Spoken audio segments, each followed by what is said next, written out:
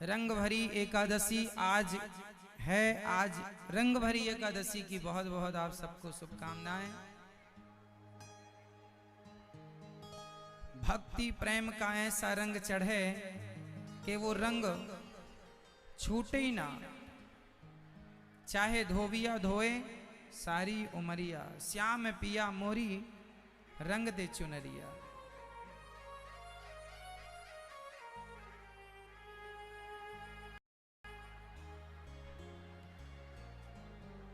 सभी भक्तों को पुनः होली की बहुत बहुत शुभकामनाएं। आप सभी के जीवन में यह खुशियों के रंग बने रहें, प्रेम और भक्ति के रंग बने रहें, यही मंगल कामना है आप सबके लिए। आइए प्रारंभ करते हैं भगवान की पावन कथा में। सभी लोग शांति से बैठ जाएं, जो जहां हैं वहां बैठें, शोर बिल्कुल ना करें। प्रिय भक्तों,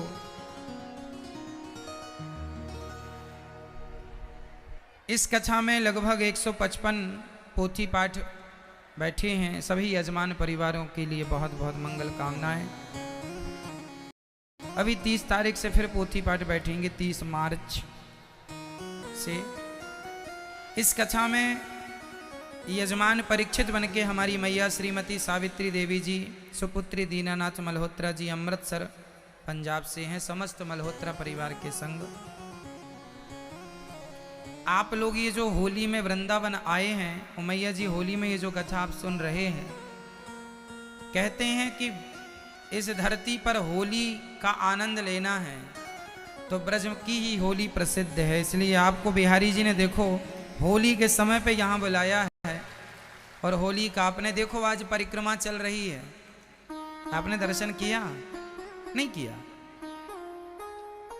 होली का आनंद, परिक्रमा चल रही है, लाखों की संख्या में भक्त परिक्रमा लगा रहे हैं और होली खेली जा रही है। सभी भक्त होली खेल रहे हैं। ये जो होली की धूम है, ऐसी होली वृंदावन में ही देखने को मिल सकती है, दुनिया में और कहीं नहीं। इसलिए होली का दर्शन जरूर कीजिएगा। हमारी मैया सावित्री मैया इस होली के पावन पर्व में ये कथा का रसपान कर रही हैं। और सबसे पहला रंग तो भगवान के चरणों में डालना होगा, भगवान के संग होली खेलना है। बिहारी जी में तो बिहारी जी के संग होली खेलने के लिए लोग आज जा रहे हैं। भयंकर भीड़ है बिहारी जी के चरणों में। श्रीमती कल्याणी बाजूबा जी, श्रीमान हरतेक बाजूबा जी, श्रीमती सात्वना दास जी मुंबई बांद्रा महाराष्ट्र से, आप पर भगवान की कृपा बनी रहे। कथा का आप रसपान कर रही हैं। श्रीमान नच्छूलाल यादव जी, श्रीमती रामपति देवी यादव जी एवं तनु यादव, बीरबल यादव जी, निर्मल जी, समस्त यादव परिवार छत्तीसगढ़ हीरापुर रायपुर से हैं। भगवान आप सभी की इच्छाएं पूरी करें, भगवत कृपा बनी रहे। तुलसी बाई चंद्रा जी, भुवन बाई चंद्रा जी, कमल बाई चंद्रा जी छत्तीसगढ़ से आप कथा का रसपान कर रही हैं। भगवान की कृपा आप सभी पर बनी रहे। और जिस जिस कामना से आप लोगों ने भागवत सुनी है, भागवत जी वो कामना आपकी जरूर पूरी करें, यही मंगल कामना है। कल हम लोगों ने कथा में सुना ध्रुव जी महाराज भगवान को छोटी सी उम्र में प्राप्त करते हैं। भगवान को पाने की कोई उम्र नहीं होती। कोई कहे कि बुढ़ापे में पाए, मैया ओ मेरी माँ, आप लोग अपने मुंह में उंगली रखो और बिल्कुल चुप रहो, शांत चित्त से कथा सुनिएगा। श्री ध्रुव जी महाराज ने बचपन में भगवान को पाया। कई लोग कहते हैं महाराज जी हम तो बुढ़ापे में भजन करेंगे, ये कोई भजन करने की उम्र है?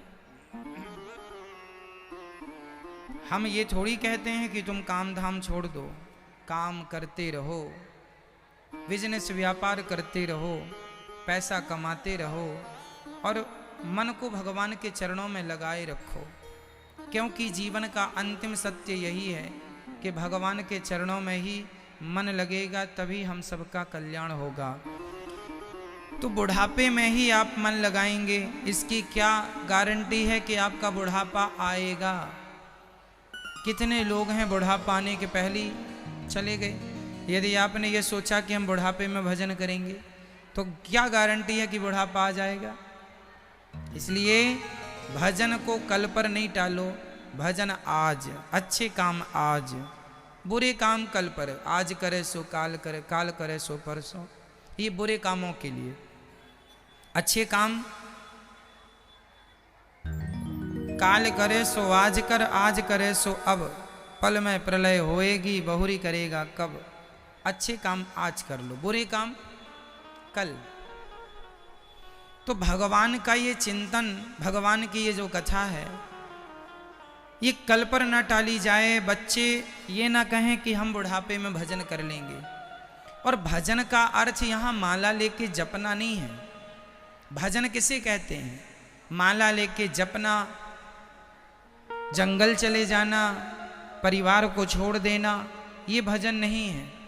अपनी गृहस्थी को चलाते हुए, बिजनेस व्यापार को करते हुए, पैसा कमाते हुए मन भगवान में बना रहे और ये थिंकिंग बनी रहे, ये विचारधारा बनी रहे कि ये सब कुछ भगवान का ही है, मेरा कुछ नहीं है। हम सब कुछ करें पर विचार ये रहे कि ये मेरा नहीं, सब भगवान का है। संपत्ति सब रघुपति के याहीं, यहाँ तक कि मेरे शरीर में जितने पार्ट्स हैं, अंग हैं, इन पर भी भगवान का ही अधिकार है। यदि शरीर के अंग हमारे हैं तो समय के पहले शरीर के अंग ही तो हमारा साथ छोड़ देते हैं। तुम्हारे थे तो साथ क्यों छोड़ दिया? कुल मिला के सच्चाई यही निकलती है कि शरीर के अंग भी हमारे नहीं हैं। हाथ पांव कोई भी आप देख लो, कुछ भी हमारा नहीं है। तो हम यूज करें, उपयोग करें, पर इस अहंकार को मिटा दें कि ये हमारा है। बस ये भाव ले आए कि ये सब कुछ भगवान का है। ईश्वर का मान के फिर जो कर रहे हो वो सब भजन ही है, सब भक्ति के अंदर आ गया। और अपना मान के करोगे वो भजन नहीं है। सब संपत्ति भगवान की है, ये मान के चलो। ध्रुव जी राजा बने, अंत में उनके लिए विमान आया और वो विमान पर चढ़ के चले। 5 साल की उम्र में भगवान को पाया ध्रुव जी ने। हम लोग अभी देखो ना, इतने बूढ़े हो गए, अभी तक भगवान को हम लोग पाने के लिए कोशिश नहीं करते। मन अभी तक संसार में ही उलझा पड़ा है। अभी भी हमने अपने मन को संसार से हटाया नहीं। तो अभी नहीं तो फिर कभी कब? मनु जी महाराज, श्री ध्रुव जी महाराज परम धाम को प्राप्त करते हैं। इनके वंश में, इन्हीं के वंश में आगे चल के पृथु हुए हैं, जिन्होंने पृथ्वी का दोहन किया, पृथ्वी को समतल किया, पृथ्वी को उपजाऊ किया। पृथु से ही इसे पृथ्वी कहते हैं। इनके बाद मनु जी के दूसरे बेटे प्रियव्रत जी की चर्चा है। प्रियव्रत जी का विवाह विश्वकर्मा की पुत्री वरहिष्मति से हुआ। इनके पुत्र हुए हैं आग्नेत्र। प्रियव्रत जी के आग्नेत्र, फिर नाभि, फिर अंग, फिर ऋषभदेव जी। ऋषभदेव जी के 100 बेटे हुए। सबसे बड़े का नाम है भरत। मैया नहीं चुप रहा जा रहा है, चुप रह लो मेरी मां, शांत रहो, बैठ जाओ मैया, वहीं बैठ जाओ, जहां हो ना वहीं बैठ जाओ, चुप रहो। डे बोले हम तो चुप ही टाप, बिल्कुल वही वाला चुपचाप रहना। ऋषभदेव जी के सबसे बड़े पुत्र का नाम है भरत। इन्हीं भरत से हमारे देश का नाम पड़ा भारत। पहले अजनाभ वर्ष था इस देश का नाम, अजनाभ खंड। जम्बूद्वीप के 9 खंड हैं, उसमें एक खंड ये है, इसे अजनाभ खंड कहते हैं। इसका नाम पहले था, हमारे देश का नाम था अजनाभ वर्ष, फिर आर्यवर्त इसका नाम पड़ा, फिर इसे हम लोगों ने भरत से भारत नाम दिया। इसलिए हमारे वेद पुराणों में जहाँ जहाँ उपाख्यान है तो इस देश के 3 नाम मिलते हैं हमारे वेद पुराण, गीता जी में भी, आर्यवर्त, अजनाभ खंड और भारत। इंडिया और हिंदुस्तान ये 2 नाम बाद में पड़े। देश का नाम भारत भरत जी से पड़ा। भरत जी उच्च कोटि के राजा थे। इनके पिता ऋषभदेव जी भगवान का चिंतन किए और ऋषभदेव जी को अपना तीर्थंकर माना जैनों ने। ऋषभदेव जी को वो अपना तीर्थंकर मानते हैं। भरत जी सबसे बड़े थे, इनके ऊपर सिंहासन आई, अर्थात ये सिंहासन का पूर्ण रूप से पालन करने लगे, प्रजा का पालन करने लगे। तभी क्या हुआ कि भरत जी को वैराग्य हो गया कि बहुत भोग लिया, संसार को देख लिया, अब जाना चाहिए। पहले के लोगों को ना वैराग्य होता था, छोड़ने का मन करता था। आज के लोगों को छोड़ने का मन नहीं करता। आज के लोग एक बार पकड़ लेते हैं, फिर छोड़ते नहीं। जबकि सच्चाई यही है कि जिससे आप प्रेम करते हैं वो आपके नहीं है। ये संसार की सच्चाई कैसी है? आपको लगता है कि ये मेरा है, ये मेरा है, वो होता नहीं है आपका, लगता है। कहावत है ना, दूर के ढोल सुहावने लगते हैं।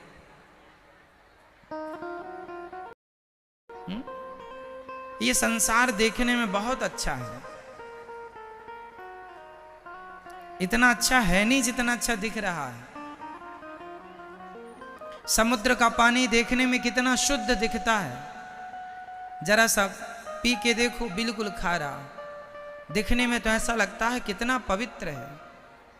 जैसा दिख रहा है वैसा है नहीं, दिख रहा है बिल्कुल शुद्ध के प्यास बुझ जाएगी, पी लेते हैं, एक बूंद भी रखा ना जाएगा। उसी तरह ये संसार है, बड़ा सुंदर दिखता है, अपना सा लगता है, ये सब अपना सा लगता है, परिवार अपना सा, पर अंत में जब गहराई से देखो तो वो अपने लोग अपने होते नहीं हैं। एक राजा थे, उन राजा का नाम था राजा भर्तृहरि। उज्जैन के राजा थे,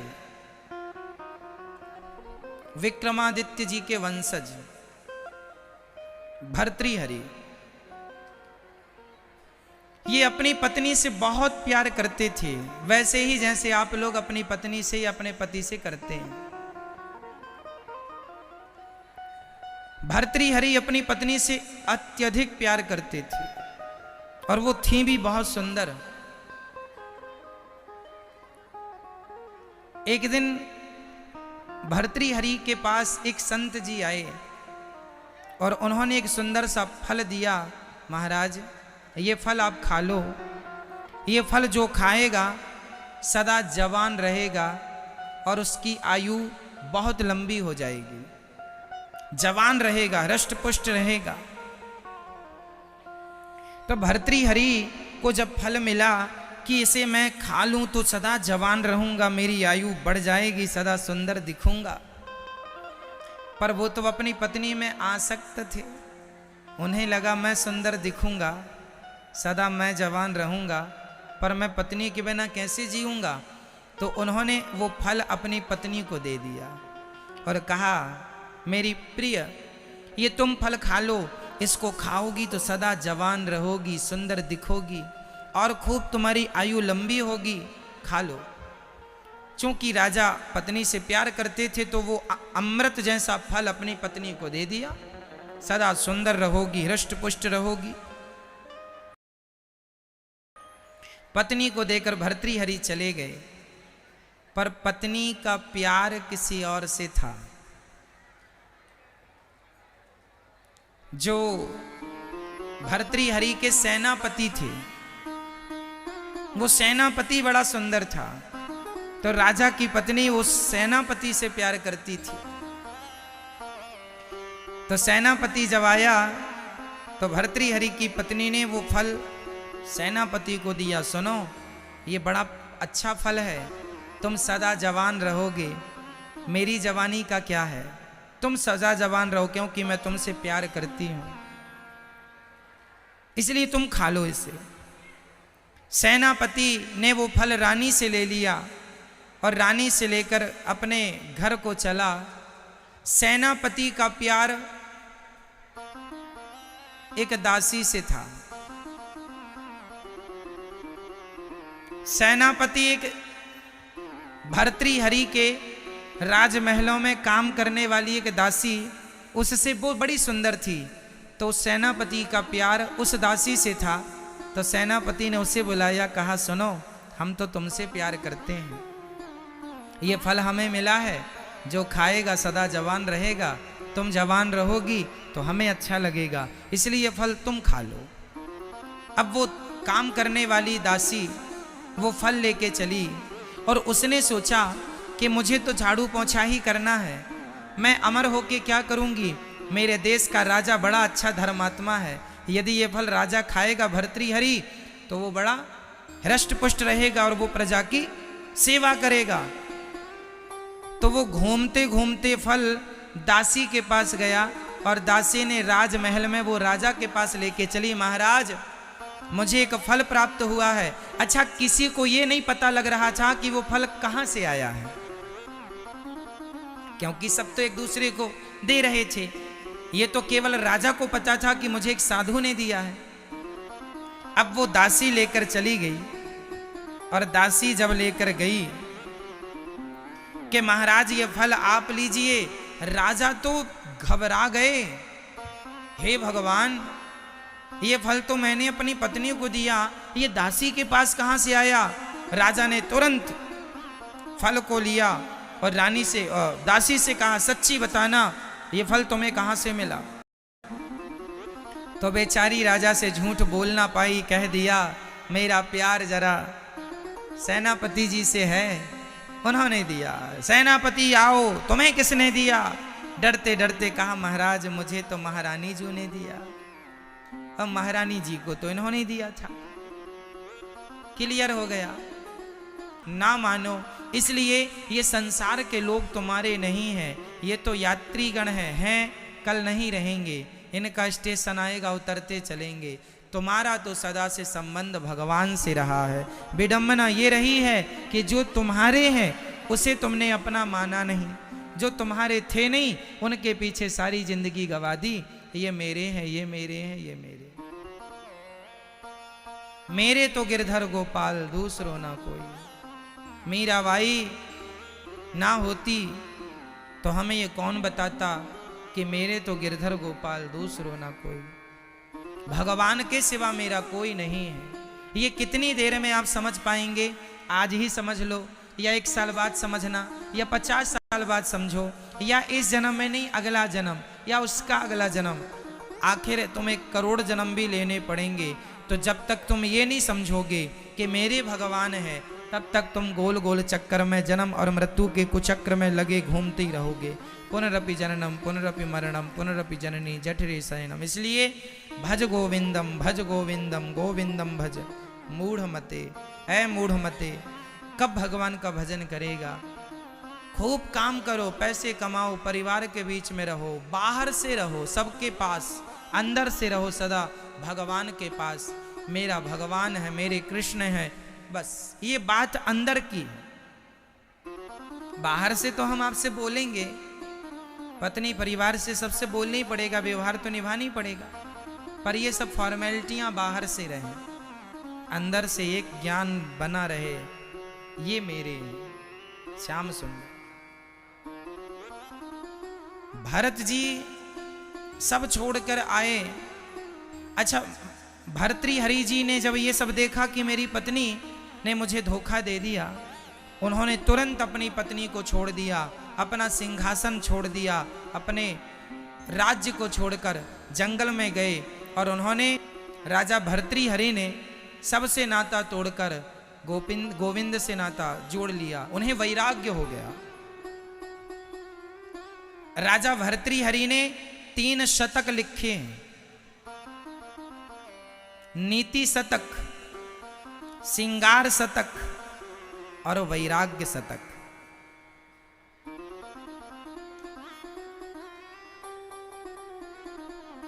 ठीक है, भर्तृहरि ने कितने शतक लिखे? 3। भर्तृहरि जी के शतक, तीनों शतक आपको पुस्तकें मिल जाएंगी। वैराग्य शतक, सिंगार शतक। भर्तृहरि ने सिंगार शतक लिखा है। स्त्रियों का सिंगार क्या है? स्त्रियों की सुंदरता सबसे ज्यादा कहां होती है? स्त्रियों के अंदर सबसे ज्यादा आकर्षित करने वाला कौन सा स्थान होता है? ऐसा भर्तृहरि ने सिंगार शतक में लिखा है। स्त्री का सबसे अच्छा सिंगार क्या है? स्त्री का सिंगार क्या है?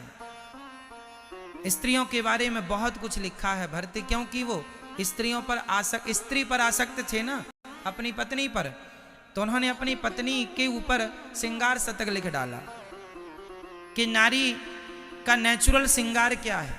यदि वो कुछ भी ना करे, कोई भी लिपस्टिक इत्यादि का प्रयोग ना करे, तो नेचुरल उसका सिंगार क्या है? तो भर्तृहरि ने नारी के सिंगार पर लिखा है कि नारी का सिंगार क्या है, उसके आकर्षण का केंद्र क्या है। तो ये सिंगार शतक में लिखा है। फिर पहले तो नारी की तरफ उन्होंने आकर्षित करने के सिंगार लिख दिए, फिर उस नारी से वो वैराग्य के लिए वैराग्य शतक लिख दिया कि जब अटैचमेंट होता है ना, तभी वैराग्य होता है। एक याद रखना, ये बात सिद्धांत है ये, कि आप जिस चीज को पहले जानते हैं, जिस चीज के करीब रहेंगे, उसी से दूरी भी बनेगी, है ना। करीब रहेंगे तो दूरी भी होगी। तो यहां पर उन्होंने सिंगार और नीति, चूंकि राजा थे तो नीति का ज्ञान था, तो नीति शतक लिखा है। मतलब सबकी 100 बातें लिखी हैं। शतक मीन्स 100, है ना। तो उन्होंने नीति की 100 बातें लिखी हैं, सिंगार की 100 बातें लिखी हैं और वैराग्य की 100 बातें लिखी हैं। तो 3 शतक लिखे राजा भर्तृहरि ने। वो पुस्तक आज भी पुस्तकों की दुकान में मिल जाएगी आपको, यदि आपको अध्ययन करना है तो कर सकते हैं। भर्तृहरि का साहित्य। भर्तृहरि को वैराग्य हो गया, सबको छोड़कर चले गए और उन्होंने आत्म कल्याण किया। पश्चात भरत जी ने भी वैसे ही किया, सब छोड़ दिया, पुत्र परिवार सब त्याग दिया। अच्छा, एक बात तो माननी पड़ेगी भक्तों कि त्याग में सुख बहुत है। त्याग में क्या है? सुख है। त्याग में बहुत सुख है। आज आप लोग दुखी क्यों हैं? इसका सबसे बड़ा कारण यह है कि आपके अंदर जरा सा त्याग नहीं है। क्या नहीं है? त्याग। हम वस्तुओं से इतने ज्यादा लिप्त हो चुके हैं कि यदि, अब जैसे कि मैंने ये उदाहरण वैसे पहले दिया है, फिर दोहराता हूं, चूंकि ये इस उदाहरण के बिना ये बात आपकी समझ में नहीं आएगी। जैसे कि हमने ये अंगूठी पहन रखी है, यदि ये अंगूठी गिर गई तो बताइए फिर हमें क्या करना होगा?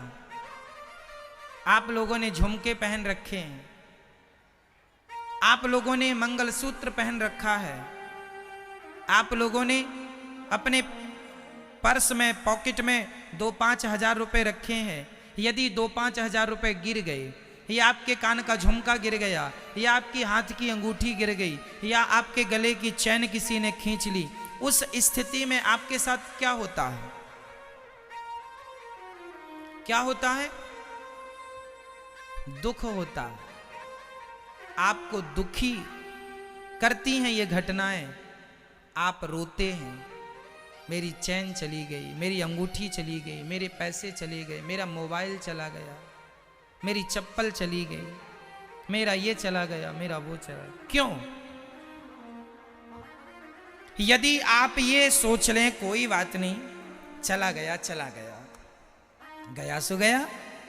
यदि आपके अंदर त्याग है कि गया तो गया कोई बात नहीं, तो आपके अंदर यदि त्याग है तो वो घटना आपको दुखी नहीं करेगी। क्या ये बात सत्य है? यदि आपके अंदर त्याग है तो घटने वाली कोई भी घटना आपको दुखी नहीं करेंगी। बट आपको त्याग नहीं है, आप जुड़े हैं, अटैच हैं वस्तुओं से, तो जरा सी घटना आपको पूरा प्रभावित करेगी, पूरा प्रभाव डालेगी, और यही आपके दुख का कारण है। इसलिए कहता हूं, संसार से अटैच ना रहो, संसार की वस्तुओं से अटैच ना रहो। ये अंगूठी मैंने पहनी है, मैंने पहनी है, पर मैंने पहनने के पहले ही मैंने ये सोचकर पहना है कि ये एक दिन गिर जाएगी या तो कोई ले जाएगा। तो जब ये ले जाएगा कोई, गिर जाएगी, तो क्या मैं इसके लिए रोऊंगा? इसलिए पहले ही अपने दिल को पक्का कर लो, या तो फिर पहनो मत, या तो फिर पहले ही भाई पहनो मत। आपने 10,000 के जूते खरीदे, तो जब जूते खरीद रहे थे तब ये सोच लेना कि ये जल्दी से चोरी हो जाएंगे, और चोरी होएंगे तो क्या आपका जिगर, आपका दिल इतना बड़ा है कि आप रोएंगे नहीं? यदि आप नहीं रोएंगे, गए तो गए, तब तो आप 10,000 के जूते खरीद लो। लेकिन आप यदि रोएं तो भाई साहब आप 200-500 के जूते खरीदो, 10,000 ना, क्योंकि तुम्हें फिर ये रुलाएंगे भी। एक बात और सुन लो कान खोल के, जो लोग हंसाते हैं वो लोग एक दिन रुलाते भी हैं। जो वस्तु हंसाती है वो एक दिन रुलाएगी जरूर।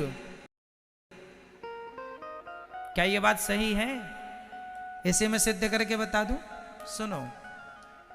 पत्नी बहुत हंसाती है, पति बहुत हंसाता है, बहुत सुख देता है पति, पत्नी भी बहुत सुख देती है, बहुत हंसाते हैं, बहुत खुश रहते हैं आप दोनों पति पत्नी। लेकिन एक दिन जब तुम दोनों में से एक नहीं होगा, तब वो दिन आपके रोने का दिन होगा। जितना हंसे हैं उतना रोना भी पड़ेगा। जहां से सुख मिला है वहां से दुख भी मिलेगा। सही है? जो बेटा तुम्हें आज बहुत खुश रखता है, कल बुढ़ापे में छोड़कर चला गया तो उसके लिए आंसू भी बहाना पड़ेगा। तैयार रहना। इसलिए कहता हूं, यदि दुख से बचना हो तो मेरे पास एक उपाय है, किसी व्यक्ति या किसी वस्तु से अपना लगाव, अपना मोह ना रखो।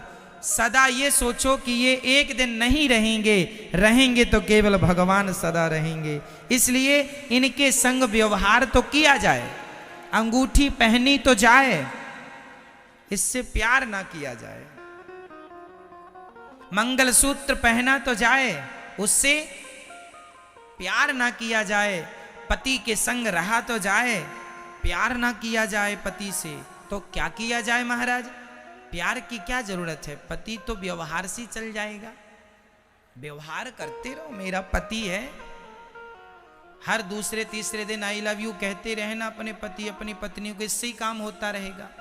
ज्यादा की जरूरत ही नहीं है, प्यार व्यार करने की जरूरत ही नहीं। मैं पहले बात दोहरा चुका हूं, फिर याद दिला रहा हूं। प्यार केवल भगवान से हो। दुनिया के लोग तो शब्दों के जाल में ही उलझे रहते हैं, पति से आप कह देंगे आप बहुत अच्छे पति हैं, हमारे तो भाग्य खुल गए कि आप मिले, फिर आपका पति फूल के गुब्बारा हो जाएगा। इतना कह दो। और पति लोग जरा इतना कह दें कि सुनो तुम भोजन बहुत अच्छा बनाती हो और आप आज क्या लग रही हो, इतना बस पति लोग कहते रहें तो पत्नी तो बिल्कुल झूलती रहेगी झूले में, बिना झूले के।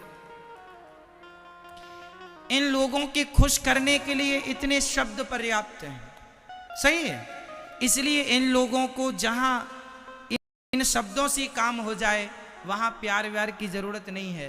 प्यार करना है, भगवान शब्द से खुश नहीं होता, ये याद रखना। तुम कितना भी स्तुतियां करते रहो, तुम्हें वो माता च पिता तुम्हें वो बंधुश्च सखा तुम्हें वो, तुम कितना भी शब्द गिड़गिड़ाते रहो, लेकिन जब तक तुम्हारे उन शब्दों में सच्चा प्रेम नहीं घुलेगा तब तक भगवान प्रसन्न नहीं होंगे। भगवान के लिए प्रेम चाहिए और दुनिया को रिझाने के लिए शब्द चाहिए। तो शब्द दुनिया को दो, प्रेम भगवान को दो। और आप लोग उल्टा करते हैं, शब्द तो आपने भगवान के लिए रखे हैं। माता पिता तुम मेरे, तन भी तेरा मन भी तेरा, सब तो कुछ है तेरा, तेरा तुझको अर्पण क्या लागे मेरा। मंदिर के अंदर बोलता है सब तेरा और मंदिर के बाहर निकलती महाराज ये प्लॉट मेरा है, ये पत्नी मेरी है, वो बच्चे खेल रहे हैं 5-6 वो सब मेरी है, वो सारी जमीन जायदाद महाराज मैंने 10 एकड़ भी प्रॉपर्टी खरीदी, मैंने खरीदी, पूरी मेहनत की। अभी कह रहा था 5 मिनट पहले सब तेरा है, तन भी तेरा मन भी तेरा धन। देखो पल भर में इसकी दलीलें बदल गई। सही है। आज का आदमी शब्दों से भगवान को खुश करना चाहता है, नहीं होगा। शब्दों से इंसान खुश होते हैं, शब्दों से इंसान खुश होते हैं, भगवान शब्दों से नहीं। मेरी माँ, भगवान तो प्रेम से खुश होते हैं। मानहु एक भगति कर नाता, मिलहि न रघुपति बिनु अनुरागा, कि ये जोग जप ज्ञान विरागा, मोहन प्रेम बिना नहीं मिलते, चाहे कर लो कोटि उपाय। बिना प्रेम के भगवान नहीं मिलेंगे, इसलिए प्रेम भगवान से हो। पर पति पत्नी का रिश्ता निभाना है, ये भी याद रखना है आपको। कैसे निभाना मैंने उपाय बता दिया कि आपको, चलो बताओ कैसे निभाना है। फिर प्रेम भगवान से करोगे तो पति पत्नी के संग कैसे रहोगे बताओ। बेटा ये जो लगा दिया बीच में इसको अभी निकाल दो, ये वो क्या लगा दिया वो ग्रिल में, निकाल दो अभी। तो मेरी माँ बताओ फिर अभी पति और पत्नी के साथ कैसे रहना है, कैसे रहना है, क्या करना है। व्यवहार से, व्यवहार अच्छा रहे आपका, प्रेम भगवान से रहे, संसार से व्यवहार कुशल बने आप। गृहस्थी को ना व्यवहार कुशल होना चाहिए। जिसका व्यवहार अच्छा है उसका व्यापार अच्छा है। अच्छा व्यवहार कहां से आएगा, संस्कार से। संस्कार होंगे तो व्यवहार होगा, व्यवहार होगा तो व्यापार होगा, और व्यापार होगा तो अपने आप आपका दिनों दिन विकास होगा, तरक्की होगी। इसलिए ये संसार के फॉर्मूले हैं। अच्छा संसार के फॉर्मूले से ईश्वर को नहीं समझा जा सकता, आप उसी फॉर्मूले को वहां लगाए नहीं समझ में आएगा। जैसे कि हम यहां पर जिस पेन से लिखते हैं ना, इस पेन से अंतरिक्ष में नहीं लिखा जा सकता, सही है। आपको पता है अंतरिक्ष में जिस पेन से वैज्ञानिक लोग ऊपर लिखते हैं, पृथ्वी में चुंबकत्व ज्यादा है ना, तो पृथ्वी एक सीमा तक चुंबकत्व है। जब हमारे वैज्ञानिक जाते हैं ना तो एक चुंबकत्व की सीमा को पार कर लेते हैं, वहां पर सब उड़ते हैं। वहां पर क्या है ये मैं नहीं बोल रहा, साइंस बोलता है भाई, उड़ते हैं। चुंबकत्व की जो सीमा है उसके ऊपर कोई वस्तु गई तो वो उड़ती है। तो जो पेन की स्याही होती है ना, वो कलम में वो स्याही ऊपर की तरफ चली जाती है तो लिख नहीं पाते। आप कभी पेन को ऐसे उल्टा करके लिखो तो आप एक दो अक्षर ही लिख पाएंगे, इसके बाद नहीं लिख पाएंगे। इसलिए पेन को ऐसे करके लिखना पड़ता है। तो वहां पर ना ये पेन काम नहीं करते हमारे, वहां के लिए वैज्ञानिकों ने करोड़ों रुपए खर्च करके एक अलग से पेन बनाया है, वहां काम करता है, जो वहां बिल्कुल प्रॉपर काम करता है ना। उसी प्रकार जो यहाँ मृत्यु लोक के व्यवहार सिस्टम है, ये वहां अंतरिक्ष में काम नहीं करते, क्योंकि अंतरिक्ष का वातावरण अलग है। उसी प्रकार जिस थ्योरी से संसार को समझा जा सकता है, उसी थ्योरी से भगवान को नहीं समझा जा सकता। भगवान के लिए अलग थ्योरियां होती हैं, अलग ज्ञान होता है। आप उसी से इसे समझ लें, है ना भाई।